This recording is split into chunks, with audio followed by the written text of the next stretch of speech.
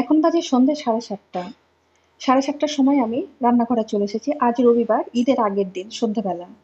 কারণ ঈদের দিন আমাদের প্রচন্ড পরিমাণে কাজ থাকে, তাই আমি কিছুটা কাজ গুছিয়ে নেওয়ার জন্য আজকে আমি রান্নাঘরে চলে এসেছি আর সাথে ভিডিও বানাচ্ছি। এখানে দেখুন আমি সিমাই রান্না করছি। আমি 2 চামচ ঘিয়ে 150 গ্রাম মতন সিমাই আমি 3-4 মিনিট ভেজে নিয়ে তার মধ্যে দিয়ে দিলাম ফুটিয়ে রাখা দুধ। দুধের মধ্যে দিয়ে দিলাম এলাচ, তেজপাতা। এবার দুধের মধ্যে সিমাইটাকে আমি 4-5 মিনিট ফুটিয়ে নেবো যতক্ষণ না সিমাইটা সেদ্ধ হয়ে যায়। সিমাইটা সেদ্ধ হয়ে যাওয়ার পরে এবার আমি এর মধ্যে দিয়ে দেবো পরিমাণ মতন মিষ্টি। যে যেমন মিষ্টি খাবেন সেরকম মিষ্টি দিয়ে দেবেন। মিষ্টিটাকে দিয়ে আরো 2-3 মিনিট ফুটিয়ে নেবো। ফুটিয়ে নেওয়ার পরে এর মধ্যে আমি দিয়ে দিচ্ছি কিছুটা ড্রাই ফ্রুটস। এই সিমাইটা আমি বাড়িতেই তৈরি করেছি আর এই সিমাইয়ের ভিডিওটা আমার চ্যানেলে দেওয়া আছে ইউটিউবে। কিছুটা ড্রাই ফ্রুটস দিয়ে আমি সিমাইটাকে আলাদা করে রেখে দিলাম। এবার আমি পায়েস রান্না করে নিচ্ছি। যতক্ষণ সিমাইটা রান্না করছিলাম পায়েসটাকে আমি আর এক সাইডে বসিয়ে দিয়েছিলাম দুধের মধ্যে চাল দিয়ে ফুটাতে। চালটা আমার খুব ভালো করে ফুটে গেছে। এবার আমি চিনি দিয়ে দিলাম। চিনিটাকে দেওয়ার পরে আরো আমি 2-3 মিনিট ফুটিয়ে নিচ্ছি পায়েসটাকে। দেখুন পায়েসটা আমার রেডি হয়ে গেছে। এবার সামান্য একটু আমি 1 পিঞ্চ মতন নুন দিয়ে দিলাম। এই নুন দিলে কিন্তু পায়েসের স্বাদ অনেকটা পরিমাণে বেড়ে যায়। নুন দেওয়ার পরে আর আমি ফুটাবো না, গ্যাসটাকে বন্ধ করে দিলাম। এখানে আমি কিছুটা ড্রাই ফ্রুটস দিয়ে পায়েসটাকে আমি এক সাইডে রেখে দিলাম। এগুলো ঠান্ডা হয়ে কিন্তু সব জমে যাবে। এবার আমি মালপোয়াগুলো করে নেব। এটা পাকা কলার মালপোয়া। এখানে আমি 4টে পাকা কলা, 1 কাপ সুজি, 1 কাপ ময়দা, পরিমাণ মতন চিনি আর সামান্য একটু নুন দিয়ে দুধ দিয়ে আমি ব্যাটারটাকে গুলে নিয়েছিলাম। গুলে নিয়ে আধা ঘন্টা আমি রেস্টে রেখে দিয়েছিলাম। আধা ঘন্টা পর এগুলোকে আমি ভেজে নেব। তেল গরম করে দেখুন এক এক হাতা করে আমি দিয়ে দিচ্ছি। এটা যেহেতু পাকা কলা দিয়ে তৈরি, খেতে ভীষণই টেস্টি হয়। আর পুরো ব্যাটারটা আমি দুধ দিয়ে গুলেছি। এই মালপোয়াটা কিন্তু আমার মেয়ের ভীষণই পছন্দের একটা খাবার। আমি মেয়ের জন্য স্পেশাল এই মালপোয়াটা আমি তৈরি করছি। দেখুন খুব সুন্দর যখন কালার এরকম চলে আসবে তখন আমি এটাকে তুলে নিচ্ছি। এইভাবে আমি সমস্ত মালপোয়াগুলো আমি ভেজে নেবো এক এক করে। আর এই সমস্ত কাজ করতে করতে কিন্তু এতক্ষণে রাত 10টা বেজে গেছে। রাত 10টা অবধি আমি এই রান্নাগুলো করে নিলাম। কারণ কিছুটা কাজ এগিয়ে রাখলে ঈদের দিন আমারই একটু সুবিধা হবে, একটু সময় পাবো একটু গল্প করার, একটু আড্ডা মারার। দেখুন আমার এক থালা এরকম মালপোয়া ভাজা হয়ে গেছে। আজকের মতন কাজ শেষ। এবার পরের দিন ঈদের দিন আমি উঠে গেছি ভোর 4:45টায়। বাইরের ওয়েদারটা দেখুন, এখন তো ঠান্ডা ঠান্ডা লাগছে কিন্তু পরে ভীষণ গরম পড়ে যাবে। আমি 1 কাপ চা করে নিলাম সকালবেলা মুখ ধোয়ার পর। 1 কাপ চা খেয়ে এবার আমি আটা মেখে নিয়েছি। আটাটাকে আমি নুন আর তেল দিয়ে আমি মেখে 15 মিনিট ধরে রেস্টে রেখে দিয়েছিলাম।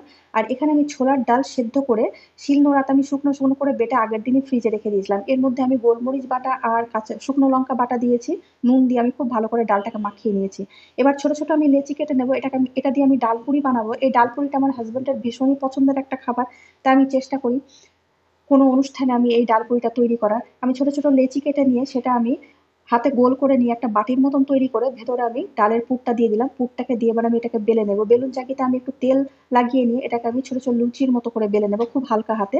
তারপরে আমি এই পুরিগুলোকে ভেজে নেবো। এখন বাজে 6:45 মতন। আমার হাজবেন্ড 6:30টার মধ্যে নামাজ পড়তে বেরিয়ে যাবে। তাই আমি চেষ্টা করছি 3-4টে আমি পুরি ভেজে প্রথমে আমি ওকে খেতে দেবো। পরে আমি ধীরে সুস্থে সমস্তগুলো আমি ভেজে নেবো। আমি প্রথমে 4টে পুরি ভেজে নিলাম। সকালবেলা এমনিতেও বেশি কিছু খাই না, তাই তবুও সামনে একটু তো দিতে হয় সাজিয়ে দিয়ে ঈদের দিন। আমি 4টে পুরি ভেজে নিয়ে আমি তাকে দিয়ে দিয়েছি খাবার। আমার হাজবেন্ড চান টান করে সামান্য একটু খাবার খেয়ে দেখুন রান্নাঘরে এসছে আমার সাথে দেখা করতে, কারণ আমি রান্নাঘরে ভীষণই ব্যস্ত। এখন 6:15 মতন বাজে। আমার হাজবেন্ড চলে গেল নামাজ পড়তে। আমার মেয়ের পিছন পিছনে গেল দরজাটা লাগাতে। আর এখানে দেখুন আমার দেওরের মেয়ে এসছে। আমার যা যা তৈরি করেছে সেটা আমাকে দিয়ে পাঠিয়েছে। আমার যা এখানে তৈরি করেছে ডাল, পুরি, সিমুই আর পায়েস। আর আমিও আমার জায়ের জন্য দেখুন একটা থালা সাজিয়ে রেখেছি তাকে পাঠানোর জন্য। এতক্ষণে 8টা বেজে গেছে। আমার মেয়ে চান টান করে রেডি হয়ে গেছে। আমি মেয়েকে বললাম যে যাও গিয়ে চাচিকে দিয়ে এসো। আমার মেয়ে চলে গেল আমার যাকে দেওয়ার জন্য। আর এই মাঝখানের দরজাটা আমাদের উপরে নিচে আসার একটা রাস্তা। আমি দোতলায় থাকি, আমার যা নিচে থাকে। আর তারপরে আমি খুব তাড়াতাড়ি চেষ্টা করছি কাজগুলো সারার, যেহেতু 1:30টার মধ্যে আমাকে রেডি হতে হবে। আমার হাজবেন্ড চলে আসবে। আমার হাজবেন্ডের জন্য আমি একটা প্লেট সাজাচ্ছি। হাজবেন্ড আসলে আমরা সবাই মিলে একসাথে আমরা ব্রেকফাস্ট করবো। সকাল থেকে আমাদেরও সেরকম কিছু খাওয়া হয়নি। আমি খুব তাড়াতাড়ি করে একটা প্লেট সাজিয়ে নিলাম। প্লেট সাজিয়ে নিয়ে রান্নাঘরের কাজটা সব গুছিয়ে নিয়ে আমি চান করতে চলে গেলাম। চান টান করে আমি খুব তাড়াতাড়ি রেডি হচ্ছে। আর এত প্রচন্ড পরিমাণে গরম পড়েছে যে কিছুতেই সাজগোজ করতে পারছি না। গরমের ঠেলা একেবারে অস্থির হয়ে গেছি। 8:30টার মধ্যে আমি খুব তাড়াতাড়ি জামা কাপড় পরে একটুখানি হালকা একটু রেডি হয়ে নিলাম। আর আমার হাজবেন্ডও দেখুন নামাজ পড়ে চলে এলো। নামাজ পড়ে এসে প্রথমেই আগে মেয়েকে জড়িয়ে ধরে আদর করলো, মেয়েকে ঈদ মুবারক উইশ করলো। আসসালামু আলাইকুম। ওয়ালাইকুম আসসালাম রাহমাতুল্লাহি ওয়া বারাকাতুহু।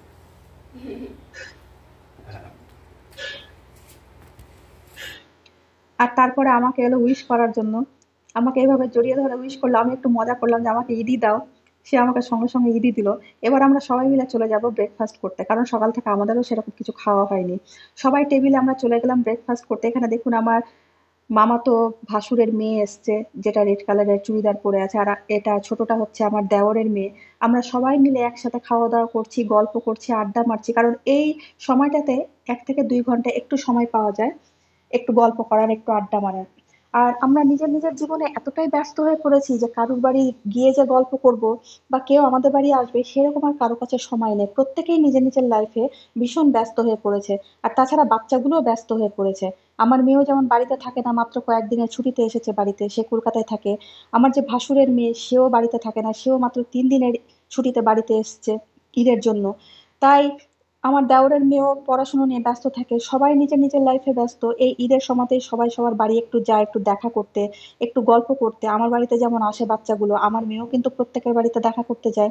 আর গরমের ঠেলাতে আমার মেয়ে এতক্ষণ খেতে পারছিল না, বসেছিল। আমি বললাম যে একটু খেয়ে নাও, খেয়ে নাও, কারণ প্রচন্ড পরিমাণে গরম পড়েছে। সেই দরদর করে ঘেমেই চলেছি, ফ্যানের বাতাসও গায়ে লাগছে না।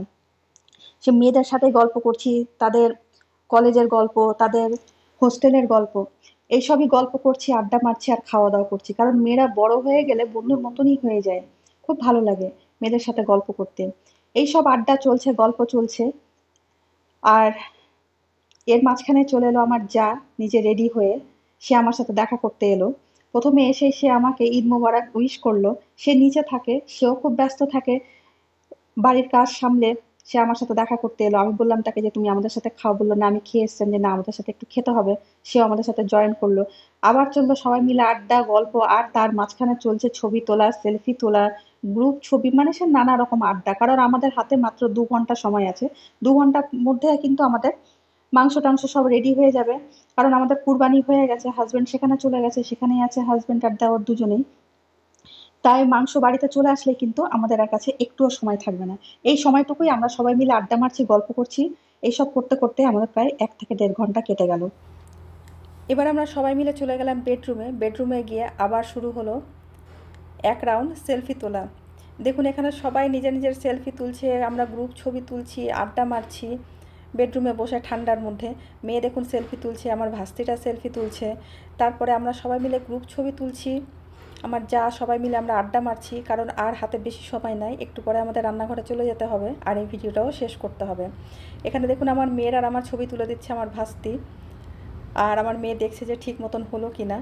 এইরকমভাবেই আমরা সকাল থেকে এই দুপুর অবধি সময়টাকে কাটালাম ভীষণ আনন্দের সাথে। আপনাদের কেমন লাগলো অবশ্যই জানাবেন। আজ ঈদের দিন, এখন প্রায় 11:30 মতো বাজে। ব্লগটা আমাকে এখনই শেষ করতে হচ্ছে। তার আগে দেখিয়ে দিই যে আমি মেহেন্দি কেমন লাগিয়েছি। দেখুন মেহেন্দির ভিডিও আমি করেছি, করে আমি পোস্ট করেছি ফেসবুকে, আপনারা সবাই দেখে নেবেন। আর ভিডিওটা আমি আজকে আর কন্টিনিউ করতে পারছি না, কারণ আরও অনেক কাজ বাকি রয়েছে।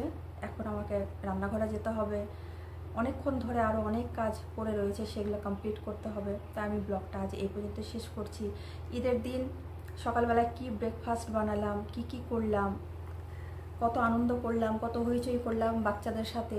আর কাল রাত থেকে আমি যা যা আমি তৈরি করেছি সবই আপনাদের সাথে একটু একটু করে শেয়ার করলাম। তাই কেমন লাগলো অবশ্যই জানাবেন। আর ঈদের দিন আপনারা সবাই কেমন কাটালেন সেটা অবশ্যই জানাবেন। সবাই মিলে ভালো থাকবেন, সুস্থ থাকবেন, সবাইকে আনন্দে রাখবেন। আর অবশ্যই আমার ভিডিওগুলো দেখবেন, কারণ আপনাদের সঙ্গ না থাকলে আমি সামনে এগোতে পারবো না। তাই প্লিজ আমার সাথে থাকবেন, আমার পাশে থাকবেন, আর এইভাবে আমাকে সাহস জুগিয়ে চলবেন, আমি যেন সামনের দিকে এগিয়ে যেতে পারি। আজ আমি এ পর্যন্তই রাখি, পরে আবার আসবো অন্য কোনো দিন অন্য কোনো ভিডিও নিয়ে। ততদিন আপনারা সবাই খুব ভালো থাকবেন, সুস্থ থাকবেন।